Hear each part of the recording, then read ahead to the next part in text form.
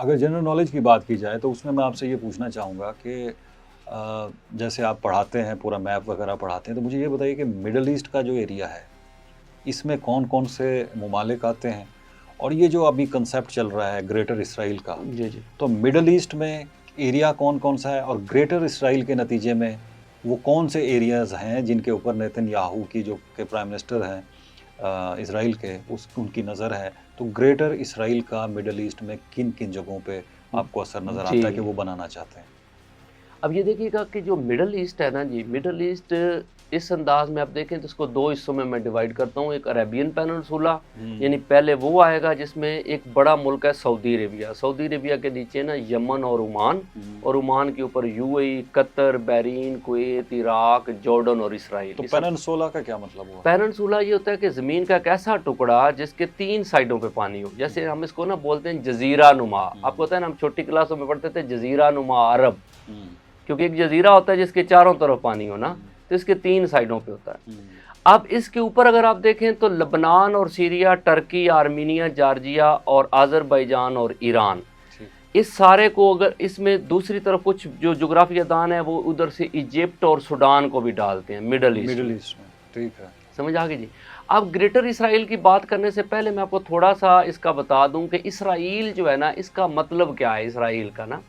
آپ کو پتہ ہے حضرت یعقوب علیہ السلام کا ٹائٹل تھا اسرائیل. اس کا مطلب ہے خدا کا بندہ. تو خدا کے بندے کی نسل چلی تو وہ بنی اسرائیل ہو گئی، اور وہ یہاں پہ جب آباد ہوئے تو اس کو اسرائیل بولتے ہیں. اسرائیل کی بہت پرانی ہسٹری ہے، کیونکہ آپ کو پتہ ہے سب سے پرانی قوم اگر جو ابھی ایگزسٹ کر رہے ہیں وہ یہ بنی اسرائیل والے ہی ہیں. تو بنی اسرائیل جو تھی یہاں پہ آباد تھی. اگر آپ دوسرا سپارہ پڑھیں نا تو اس کے اینڈ پہ نا معاملات ہوتے ہیں کہ جب موسیٰ علیہ السلام 1300 BC میں نا یہ ریڈ سی کو کراس کر کے تو گئے تھے نا سینائی پیننسولا میں، تو وہاں پہ آپ کو پتہ ہے من و سلوہ بھی اترا تھا، اور ان پہ بادلوں کا سایہ بھی. یعنی پہلے سپارے میں اللہ تعالیٰ کہتے ہیں میں نے بنی اسرائیل پہ انعام کیا، ان پہ من و سلوہ اتارا، ان پہ جناب میں نے بادلوں کا سایہ کیا. تو انہوں نے، اللہ نے حکم دیا تھا کہ آپ نا یہ فلسطین والا ایریا جو ہے نا اس کو فتح کریں، لیکن بنی اسرائیل نے انکار کر دیا تھا، جس وجہ سے پھر اللہ نے ان پہ مختلف قومیں مسلط کی. بخت نصر آیا ایران کا بادشاہ، اس نے ادھر ان کو تباہی کر دی نا جی. حضرت داؤد علیہ السلام کے زمانے میں نا جی دوبارہ ایک نبی ہیں یہاں پہ نا، ان کو بولتے ہیں شموائل علیہ السلام. ان کو اللہ نے نا مثال حکم دیا، تو ان لوگوں نے اس وقت ریکویسٹ کی کہ ہمارا کوئی لیڈر آپ بنائیں. تو انہوں نے طالوت کو ان کا لیڈر بنایا تھا. اگر دوسرا سپارہ اگر دیکھیں نا تو اس میں یہ ذکر ہے طالوت اور جالوت کی جنگ ہوئی ہے. تو طالوت نے جنگ کی تھی، اس جنگ میں حضرت داؤد علیہ السلام نے حصہ لیا تھا، اور انہوں نے پتھر مارا تھا جس سے جالوت مر گیا تھا.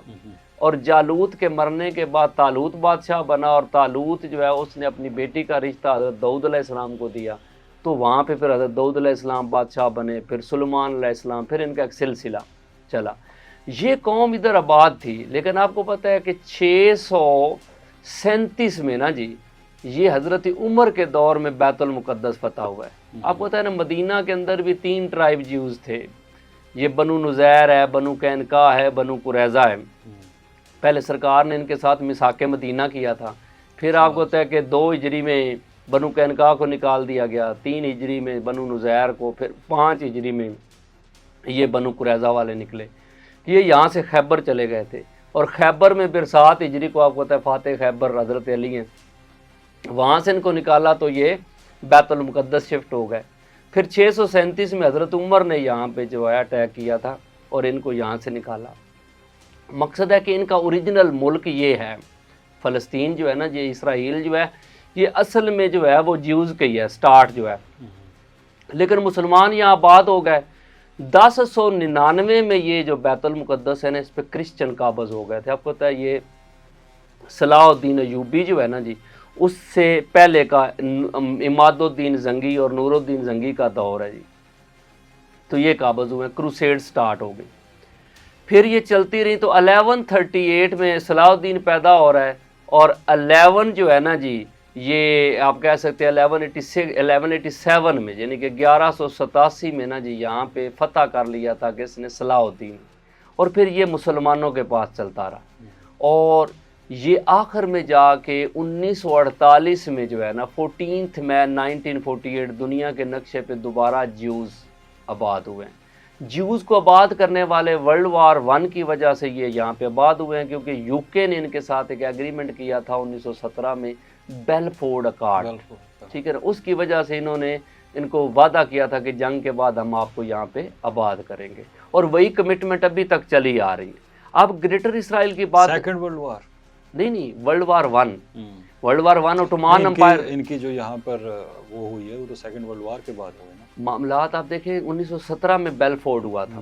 بیلفورڈ میں انہوں نے یہی کہا تھا نا کہ جنگ، جب آپ دیکھیں نا کہ بیلفورڈ سے پہلے اگر ایک دیکھیں 1916 میں ایک معاہدہ ہوا تھا سائس پیکاٹ کے نام سے، وہ معاہدہ جو ہے اس میں فرانس اور یو کے نے معاہدہ کیا تھا کہ جنگ کے بعد ہمیں اوٹومان امپائر کے کون کون سے علاقے ملیں گے، تو لبنان اور سیریا ملا تھا فرانس کو، عراق، جارڈن اور یہ فلسطین والا ملا تھا یو کے کو۔ تو یو کے نے پوری دنیا سے جیوز کو اٹھا کے یہاں پہ آباد کرنا شروع کیا، اور جیوز کے پاس پیسے بہت تھے، انہوں نے، عرب غریب تھے تو عربوں کو کیا کیا جی، ان کی زمینیں خریدنا شروع کی تھی، زمینوں کا ریٹ اچھا دیا، عربوں نے بیچنا شروع کر دی، جب 50% بیچ دی باقی پہ انہوں نے قبضے شروع کر دیے۔ اس وقت جب پتہ چلا عربوں کو یعنی فلسطینیوں کو ہم تو ٹریپ میں آ گئے جی، لیکن اس وقت انہوں نے اناؤنس کر دیا دنیا میں کہ ہمارا یہ ملک ہے جی، اور معاملہ یہ ہو گیا کہ اب وقت کے ساتھ ساتھ اسرائیل گریٹر پلاننگ میں جا رہا ہے۔ پہلے چھوٹا تھا اسرائیل، لیکن وقت کے ساتھ آپ دیکھیں 48 میں جنگ ہوئی عرب اسرائیل وار، تو اسرائیل اور بڑا ہو گیا۔ پھر جو 67 میں 6 ڈے وار ہوئی، اسرائیل اور بڑا ہو گیا۔ 73 میں وار ہوئی، اور بڑا، ٹھیک ہے نا جی، اور بڑا ہو گیا۔ تو مصر کے علاقے لے لیا، اس جی کے بعد آپ کو پتہ ہے نا وہ تو 67 میں لے لیے تھے نا، شام کے ساتھ ابھی جو گولان ہائٹس، آپ دیکھو نا گولان ہائٹس بھی اب آگے چلا گیا، جی آگے چلا گیا نا، گولان ہائٹس بھی اس نے لے لی 67 میں، جارڈن کی ایک پورٹ تھی عقبہ پورٹ، وہ بھی لے لی، سینائی پیننسولا اس نے ایجپٹ کا لے لیا۔ یہ ابھی بھی وہ پلاننگ یہی کر رہا ہے، کیونکہ آپ دیکھیں کہ مڈل ایسٹ میں کوئی سٹیبل گورنمنٹ نہیں آنے دیتا۔ آپ کو پتہ ہے مصر میں 2000 جو ہے نا وہ آئی تھی، یہ 12 میں گورنمنٹ آئی تھی محمد مرسی کی، اخوان المسلمین، وہ کیوں گرائی گئی؟ اس کی وجہ یہ تھی کہ وہ اینٹی اسرائیل تھا۔ اب جو عبد الفاتح السیسی کو رکھا گیا، یہ پرو اسرائیل ہے۔ آپ کے سامنے یہ غزہ والی وار میں اس نے بارڈر نہیں کھولا فلسطینیوں کے لیے، لیکن جب ایران نے مارا ہے تو اس نے بارڈر کھول دیا ان کے لیے۔ تو معاملہ یہ ہے کہ وہ اس خطے میں چاہتا ہے کہ ایک تو سٹیبل گورنمنٹ نہ آئے، اور جو آئے وہ پرو اسرائیل ہو۔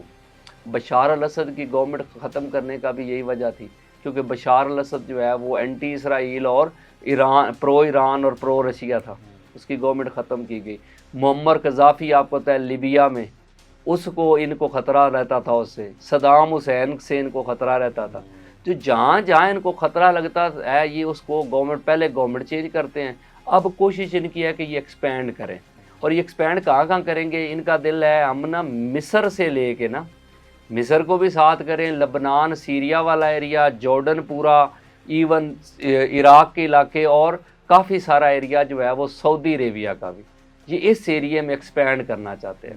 تو ان کی پالیسیز چل رہی ہیں آہستہ آہستہ جو ہے کہ کیونکہ روکنے والا تو ہے کوئی نہیں، عرب ورلڈ میں تو ایسا کوئی نہیں ہے کہ جو ان کو روکے۔ اور جو ایران کی بھی جنگ رکی ہے نا، لوگ سمجھتے ہیں کہ ایران جو ہے نا وہ جنگ روک گئی، ایران نے ان کو بہت تباہی کر دی، ایسا نہیں ہے، وہ صرف تھوڑا سا پاز آیا ہے۔ جو میرا اپنا انالیسز ہے نا اس میں یہ آیا ہے کیونکہ ایران میں جنگ کی وجہ سے یونٹی زیادہ ہو گئی تھی، اور وہ چاہتے ہیں کہ تھوڑا ٹائم گزرے، ہم کوئی ایسا معاملہ کریں کہ جو یہ اہل تشیع گورنمنٹ ہے نا اس کے بارے میں لوگ ایران کے جو ہے نا وہ متنفر ہوں۔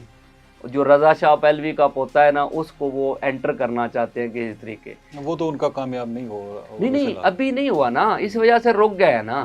اب وہ چاہ رہے ہیں کہ تھوڑا عرصہ گزرے، کیونکہ وجہ ہوتی ہے سر کہ جنگوں میں نا اگر آپ تھوڑا سا فیل کریں، جب منگول اٹیک ہوا تھا نا بغداد پہ، اس سے تھوڑا سا پہلے نا ہلاکو خان نے بندہ بھیجا تھا بغداد۔ ہوا یہ کہ وہاں پہ اس نے کہا کہ پہلے انوائرمنٹ چیک کرو، لوگوں کی یونٹی کیسی ہے نا۔ تو وہ نا بندہ جاتا ہے بازار میں تو ایک دکاندار سے نا خریدنا چاہتا ہے چیزیں، وہ خریدتا رہتا ہے تو کچھ چیزیں خرید لیتا ہے، دکاندار اسے منع کر دیتا ہے، کہتا ہے بھائی میں اور نہیں تجھے چیزیں بیچ سکتا۔ وہ کہتا ہے کیوں؟ اس نے کہا یار میری جتنے تو نے چیزیں خرید لی میری دیہڑی لگ گئی ہے، میں چاہتا ہوں میرے ساتھ والے جو دکان ہے نا اس بھائی سے بھی کوئی تو کچھ چیزیں خرید لے تاکہ اس کا بھی دن گزر جائے۔ تو اس نے جا کے واپس بتایا، اس نے کہا جی جتنی ان میں یونٹی ہے نا ابھی اٹیک کریں گے تو تباہی ہو جائے گی۔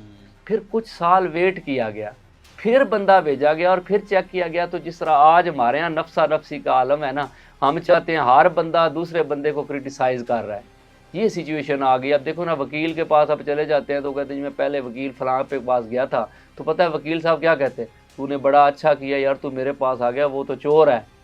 اسی طرح ڈاکٹر آپ کو پتہ ہے ایک دوسرے کو چور کہتے ہیں، اسی طرح پیر جو ہیں وہ ایک دوسرے کو چور کہتے ہیں۔